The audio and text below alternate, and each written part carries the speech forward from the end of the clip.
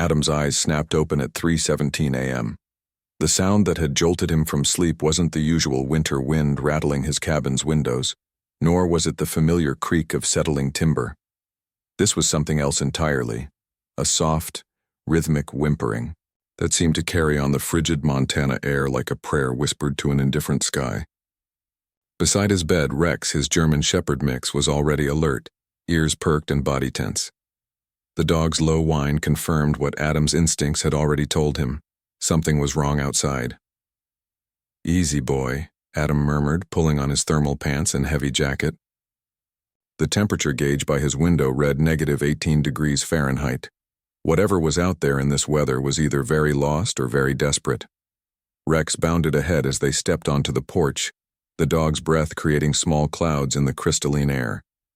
The sound was clearer now, definitely coming from the edge of the forest that bordered Adam's property. It was a sound that spoke of pain, cold, and something else that made his chest tighten with an emotion he couldn't quite name. Following Rex's lead, Adam crunched through the knee-deep snow, his flashlight cutting through the darkness. The beam illuminated the stark winter landscape until it fell upon something that made him stop, dead in his tracks. There, huddled against the base of a massive pine tree, was a small figure. At first glance, Adam thought it might be a child, perhaps lost from one of the neighboring properties. But as he drew closer, his flashlight revealed details that defied explanation. The girl, for she was unmistakably female despite her unusual appearance, couldn't have been more than 7 or 8 years old in human terms.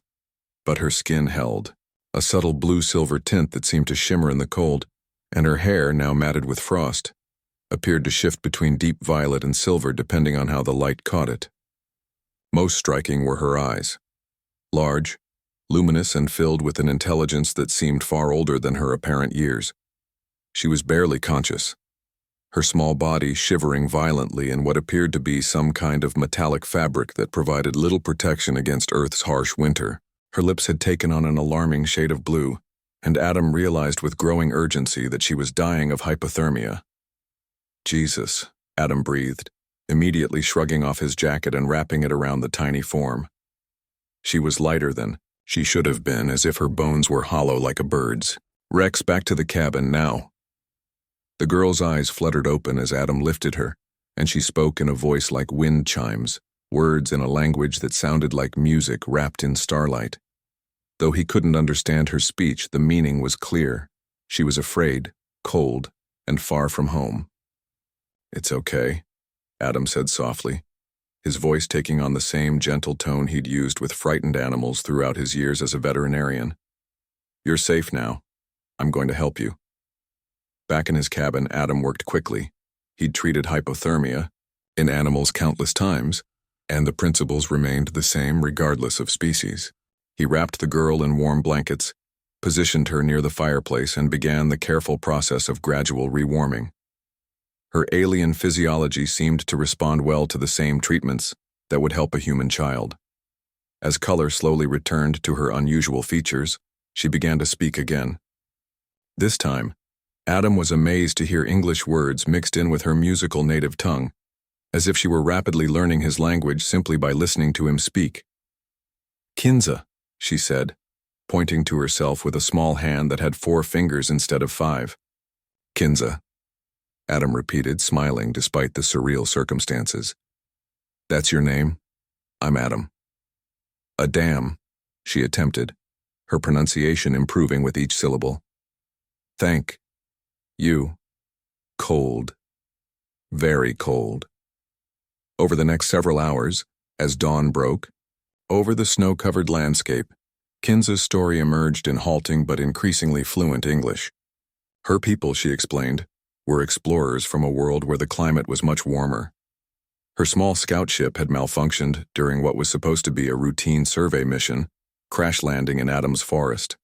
She had been wandering for hours in the deadly cold, her people's technology failing against Earth's harsh winter environment. "My family. They look for me," she said, her large eyes filling with tears that sparkled like liquid silver.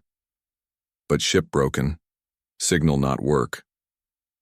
Adam found himself facing a decision that would change his understanding of humanity's place in the universe. Here was proof that Earth was not alone, that intelligence and consciousness existed beyond their small blue planet.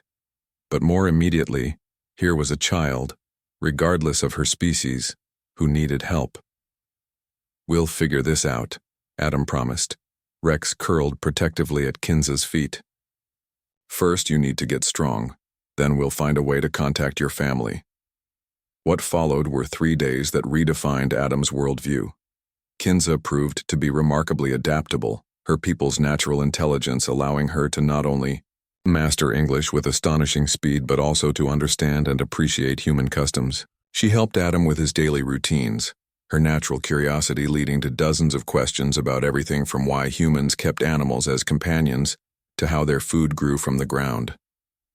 On the third night, as they sat by the fire sharing, hot chocolate, which had become Kinza's favorite human discovery, a low humming filled the air.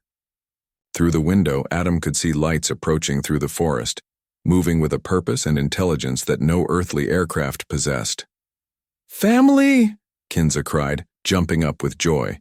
The reunion was everything Adam had imagined it would be: tearful, joyous, and conducted in a language that sounded like a symphony of gratitude.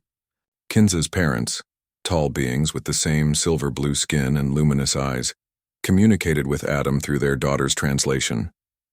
"They want to thank you," Kinza explained, her small hand gripping Adam's. "They say humans have kind hearts, brave hearts.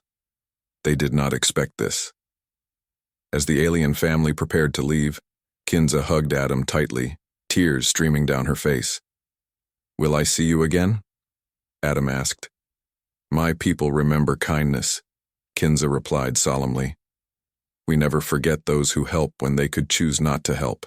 Someday when Earth is ready, we come back. As friends." The ship disappeared into the star-filled sky, leaving Adam and Rex alone in the snow. But Adam no longer felt alone in the universe. Somewhere among those distant stars, a little girl named Kinza would remember a human veterinarian who chose compassion over fear, kindness over suspicion, and perhaps Adam thought as he looked up at the infinite sky, that was humanity's greatest strength, not their technology or their weapons, but their capacity to see a frightened child in the darkness and choose to help, regardless of what planet that child called home.